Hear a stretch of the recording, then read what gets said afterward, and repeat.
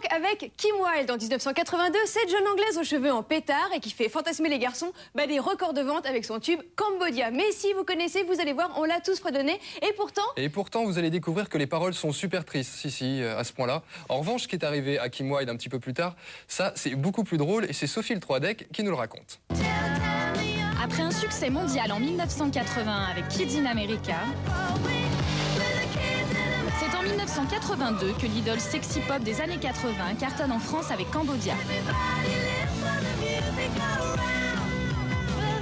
Elle reste 42 semaines première au hit parade et vend plus d'1 200 000 exemplaires. Écrit par son frère Ricky et son père Marty, ce deuxième single à la mélodie triste et inoubliable relate la terrible tragédie du Cambodge en racontant l'histoire d'un homme et d'une femme amoureux séparés par la guerre.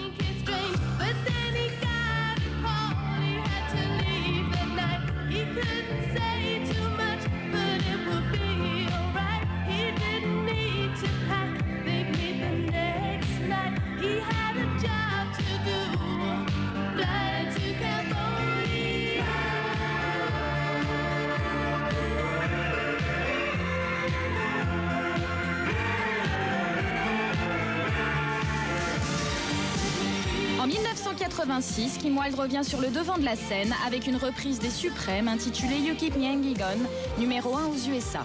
Arrivé à son apogée, Kim fait craquer le monde entier et Laurent Voulzy tombe sous le charme. Il lui a même consacré une chanson, Les Nuits sans Kim Wilde, dans laquelle elle apparaît en guest star.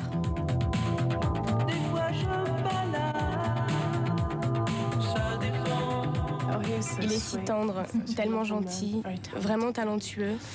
Sa carrière est géniale. J'en suis contente pour lui. On pourrait alors se demander pourquoi, comme Kylie, elle ne fait pas son comeback. Si je m'engage à faire un nouvel album avec qui que ce soit, je devrais en faire la promotion, mais je ne peux pas pour mes enfants. Ils sont tous les deux si jeunes et je sais que c'est le prix à payer. C'est très tentant, j'adore la musique et j'aimerais faire un nouvel album. Mais le problème, c'est que je dois rester avec mes enfants, donc je ne peux pas le faire.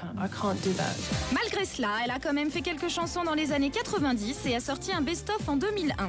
Aujourd'hui, à presque 42 ans, Kim Wilde se consacre à sa famille. Et attention les mecs, le fantasme va en prendre un coup, à sa passion, le jardinage.